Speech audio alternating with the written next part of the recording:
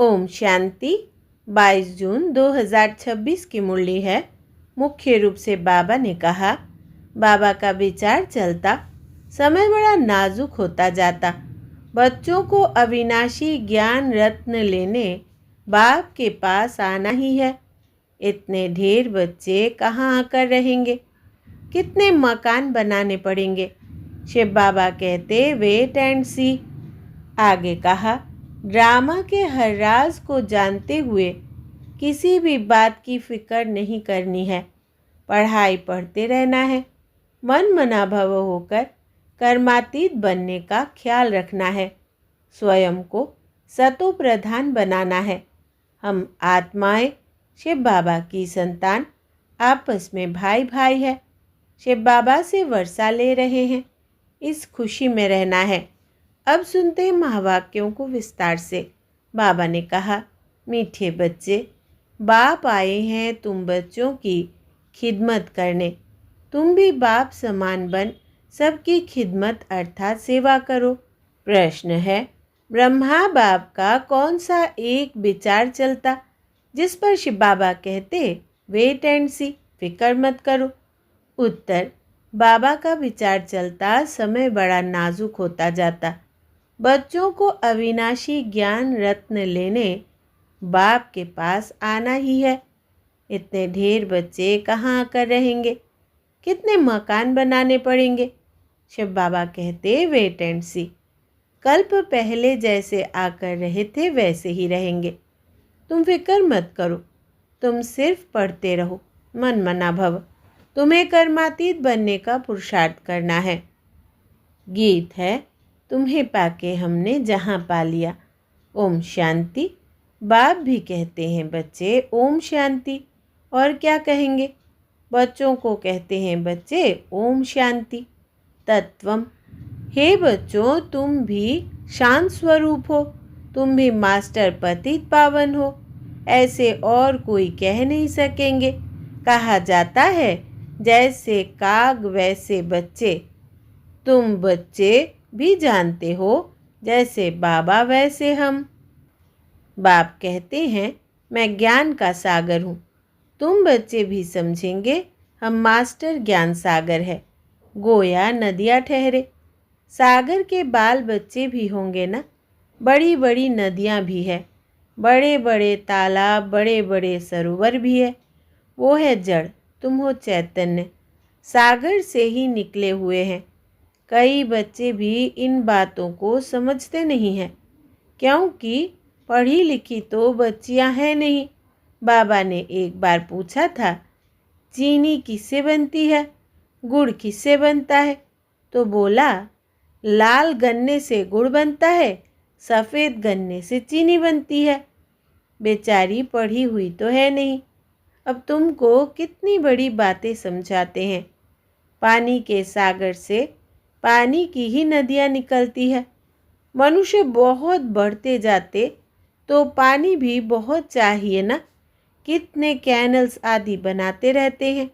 तो तुम बच्चों को उठते बैठते चलते फिरते यही ख्याल रखना है कि हम इस पतित दुनिया को पावन बनाते हैं।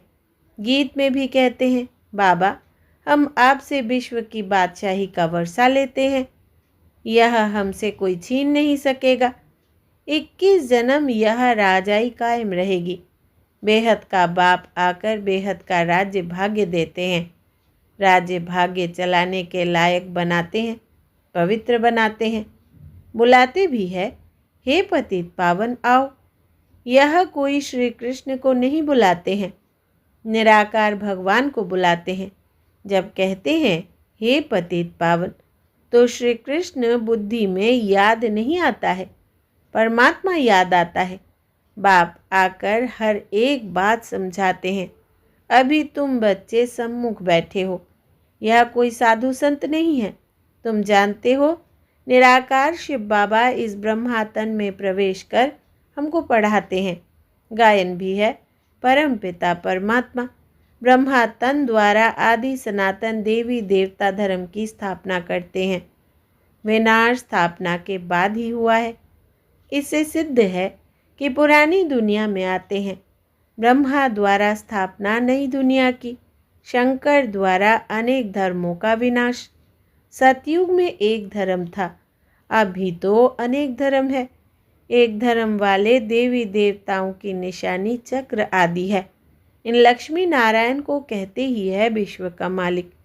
स्वर्ग का मालिक सो विश्व का मालिक हो ही गया। यह बातें अभी तुम बच्चों की बुद्धि में बैठी है। बाप कहते हैं बच्चे मन मना भव। यह बच्चों को घड़ी घड़ी सावधानी मिलती है। बाप को और वर्षे को याद करो, यह भूलो मत। और पॉइंट्स भूल जाती है, यह तो मुख्य है ना। बाप ही पतित पावन है, यह युक्ति बताते हैं पावन होने की। बाप कहते हैं तुम सतो प्रधान थे, अब तमो प्रधान पतित बन गए हो। 84 जन्म पूरे लिए हैं, अब तुमको फिर सतो प्रधान बनना है। सतो प्रधान बनो तभी तुम चल सकेंगे पवित्र दुनिया में। निराकारी दुनिया भी पवित्र है, साकारी दुनिया भी पवित्र है। अपवित्र पतित दुनिया यह है। आत्मा भी तमो प्रधान तो शरीर भी तमो प्रधान है। यह तो सृष्टि का नाटक है। इसमें ब्रह्मांड और सूक्ष्म वतन भी आ जाता है। सृष्टि का चक्र यहाँ फिरता है। सतयुग त्रेता यहाँ है। यह कोई सूक्ष्म वतन व मूल वतन में नहीं होते, यह यहाँ ही है। इनको मनुष्य सृष्टि कहा जाता है। वो है आत्माओं की निराकारी दुनिया, वो है ब्रह्मा विष्णु शंकर की आकारी दुनिया। यह साकारी सृष्टि कितनी बड़ी है। सतयुग में कितनी छोटी सृष्टि होती है। वहाँ है ही एक धर्म। बाकी मनुष्य जो कहते हैं कि वहाँ भी दैत्य आदि थे, वो सब है झूठ। तुम समझते हो कि नई दुनिया की स्थापना पुरानी दुनिया का विनाश गाया हुआ है। सबका विनाश होगा और सतयुग हेवन की स्थापना होगी। तुम भी बाप के साथ खिदमत कर रहे हो।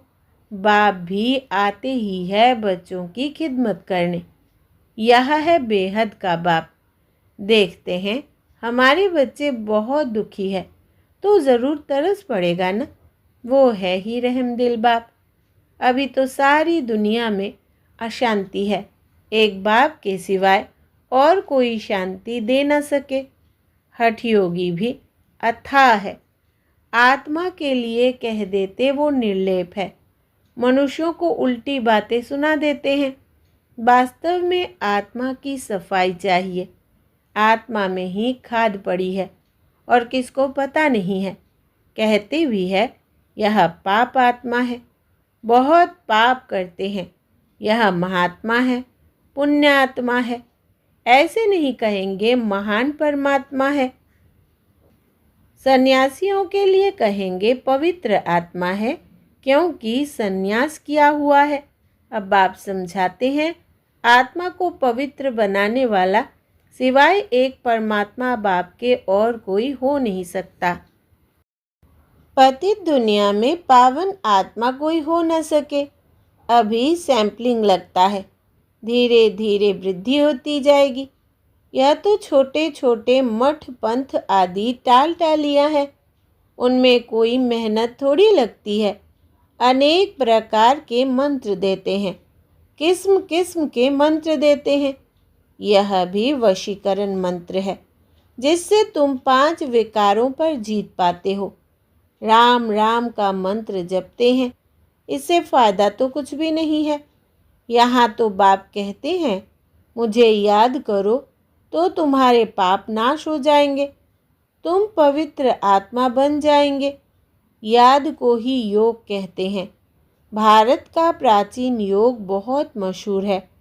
इस योग से ही तुम विश्व पर जीत पाते हो। भारत का राजयोग बहुत नामी ग्रामी है। यह बाप के सिवाय और कोई सिखा न सके। तुम हो ब्रह्मा कुमार कुमारियाँ, बी के तो यहाँ ही होंगे ना। प्रजापिता ब्रह्मा के बच्चे तो ज़रूर ब्रह्मा के साथ ही होंगे। ब्राह्मण कुल भी ज़रूर चाहिए। इसको कहा जाता है सर्वोत्तम ऊंचे ते ऊंचा ब्राह्मण कुल। अभी तुम ब्राह्मण हो फिर उथल खाएंगे। बाजोली खेलते हैं ना, शूद्र से ब्राह्मण बने हो, फिर देवता क्षत्रिय। तो अब बाप समझाते हैं, मीठे मीठे बच्चों, बहुत थोड़ी बात है, बाप की याद में रहो। यह भी तो बुद्धि में है। बाबा हमको 84 जन्मों का राज बता रहे हैं।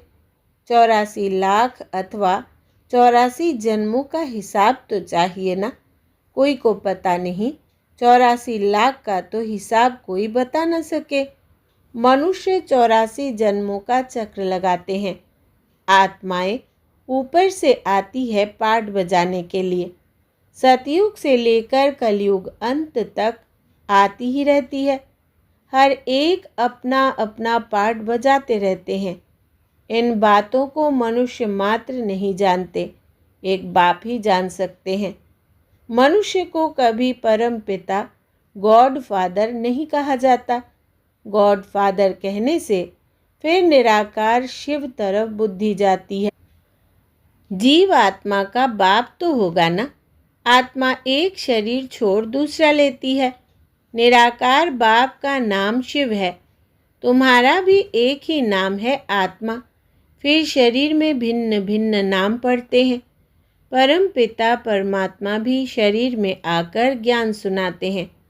शरीर बगैर थोड़ी सुनेंगे। तो बाप समझाते हैं कि इनका तो अपना नाम है। मेरा शरीर का कोई नाम नहीं है। ना मैं पुनर्जन्म में आता हूँ, मैं इनमें प्रवेश करता हूँ। इनको भी मालूम नहीं पड़ता है, कोई तिथि तारीख नहीं। हाँ, मैं कल्प के अंत अर्थात रात में आता हूँ। अभी रात है ना, यह है ही पतितों की दुनिया। मैं आता हूँ पावन दुनिया अर्थात दिन बनाने। यह भी नहीं जानते कि बाबा ने कब प्रवेश किया। हाँ, विनाश साक्षात्कार किया। बहुत ध्यान में जाते थे। वो कोई तिथि तारीख बेला नहीं निकाल सकते।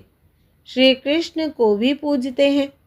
उनका रात्रि को जन्म दिखाते हैं। किस समय कितने मिनट आदि सारा निकालते हैं। बाप कहते हैं, मैं तो हूँ ही निराकार।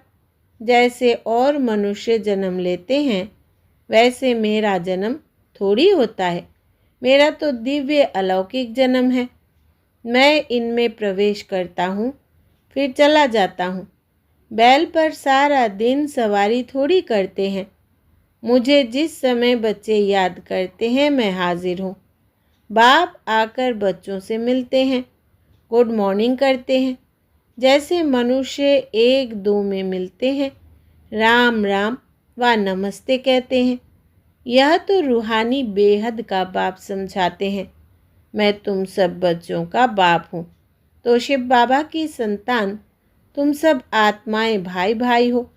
यह खुशी का पारा चढ़ना चाहिए। बेहद का बाप आया हुआ है, हमको बेहद का वर्षा दे रहा है। बच्चों को देख बाप को भी खुशी होती है। ढेर बच्चे हैं। बच्चे जानते हैं हमको बाबा स्वर्ग का मालिक बना रहे हैं, राजा ही देते हैं। प्रजा भी तो कहेगी हमारा राज्य है। जैसे भारतवासी कहते हैं यह हमारा भारत देश है। राजा प्रजा दोनों कहते हैं हमारा देश है। तुम बच्चे नरकवासी हो, फिर स्वर्गवासी बनेंगे। बाप को और वर्षे को याद करना है और कोई तकलीफ बाबा नहीं देते हैं। रहना भी है गृहस्थ व्यवहार में। यहाँ आकर थोड़ी रहना है। सब यहाँ भाग कर आए तो इतने सबको बाबा कहाँ रख सकते हैं। इतने सब ढेर बच्चे एक ही बार कैसे इकट्ठे हो सकते हैं।